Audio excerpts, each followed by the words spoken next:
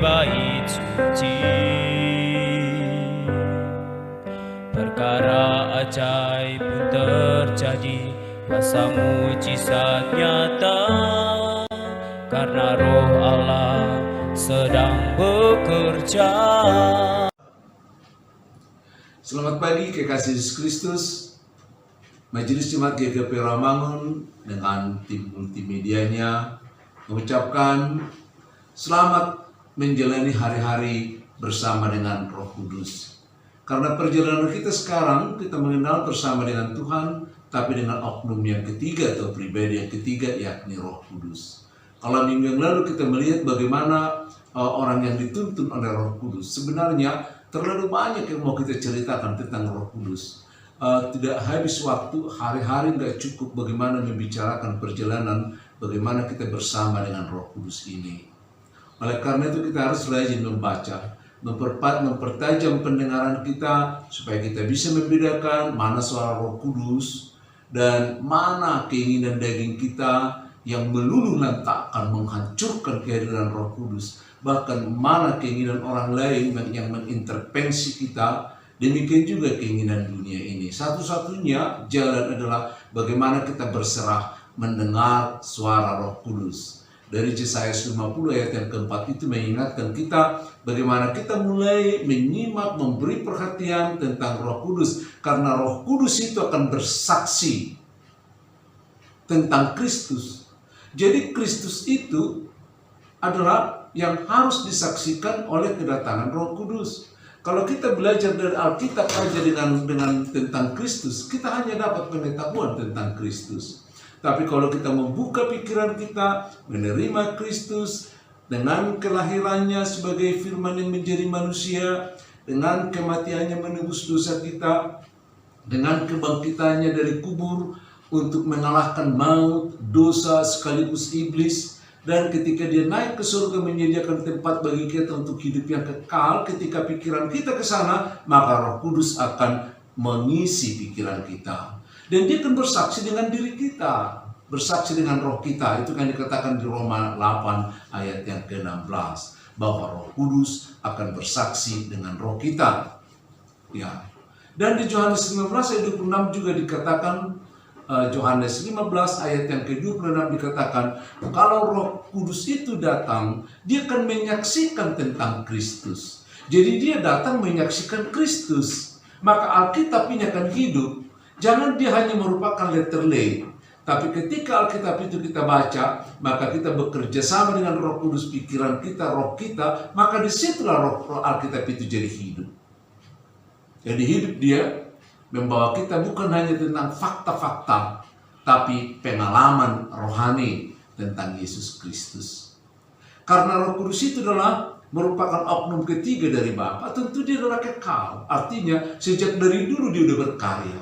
Udah berkarya di dalam perjanjian lama. Udah berkarya di sejak dari penciptaan. Coba baca deh. Kejadian 1 ayat yang pertama sampai ayat yang ketiga. Pada mulanya Allah menciptakan langit dan bumi. Bumi belum berbentuk dan Roh Allah melayang-layang di atas permukaan bumi, dan selanjutnya dia menciptakan. Roh Allah mulai diingatkan. Jadi Roh Allah bukan hadir pada waktu Pentakosta. Dia sudah ada. Sebelum Pentakosta dia sudah bekerja dalam penciptaan, dia sudah ikut dilibatkan dan terlibat karena Allah itu Tritunggal. Nah, ketika Tuhan Yesus gagal dimengerti oleh pikiran manusia, karena semakin canggih pikiran orang, semakin tinggi pendidikannya, semakin melekat logikanya, maka dia juga tidak akan bisa mengenal siapakah Yesus itu sebenarnya kalau tidak bekerja sama dengan Roh Kudus. Karena Roh Kudus yang menyaksikan kita dan menyaksikan kepada kita dan membawa kita bukan hanya kepada pengetahuan, tapi juga kepada pengalaman. Dituntun kita dalam pengalaman dari hal-hal kecil sampai perkara-perkara yang besar. Itu sebabnya dikatakan, jangan pikirkan apa-apa ketika kau diperhadapkan kepada pengadilan, kepada pertanyaan orang. Lakukanlah apa yang boleh kamu lakukan, karena Roh Kudus akan berbicara di dalammu. Jadi Roh Kudus itu merupakan ensiklopedia ya. Dia akan membuka sejauh kita pernah mengingat firman Tuhan, bahkan yang kita tidak ingat pun atau belum pernah begitu kita pelajari, banyak orang bersaksi, akhirnya dia lancar untuk mengatakannya. Kenapa? Karena Roh Kudus bekerja.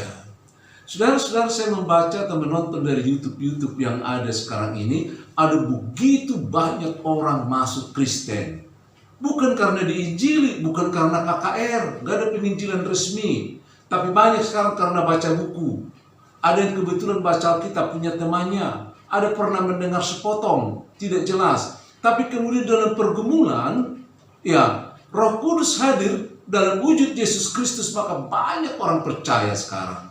Apalagi kalau ada orang-orang non-Kristen sekarang bergumul mempertanyakan, apakah engkau betul-betul Allah yang menjadi manusia? Maka dia akan menunjukkan wujudnya. Kenapa? Karena sampai sekarang Roh Kudus bekerja di mana-mana dan kapanpun. Saya mencatat juga kalau orang Batak menjadi orang Kristen karena pekerjaan Roh Kudus. Besok kalau Tuhan mengizinkan akan saya bukakan bahwa banyak bangsa-bangsa akhirnya menginginkan supaya orang Batak itu menjadi Kristen tanpa pernah orang Tapanuli meminta supaya dia menjadi Kristen.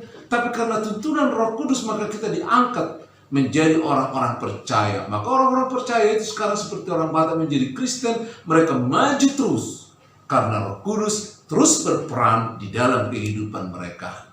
Roh Kudus tidak berhenti dalam perkara-perkara yang kita lihat sekarang.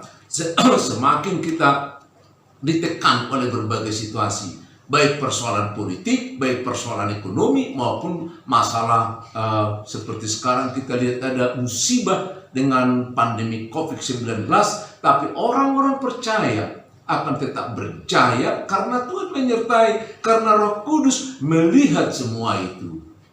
Roh Kudus merasakan semua itu. Roh Kudus menjadi pembela kita.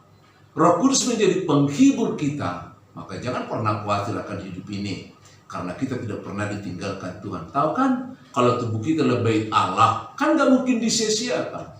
Tapi ingat, sebagai bait Allah, ada Roh Kudus di dalamnya, bekerja setiap saat dalam posisi, dalam situasi, dalam kondisi apapun, karena Roh Kudus tetap bekerja. Katakan di sana bahwa Roh Kudus akan bersaksi dengan roh kita, dan di dalam Yohanes 15 ayat 26 dikatakan apabila roh itu datang dia akan menyaksikan Kristus.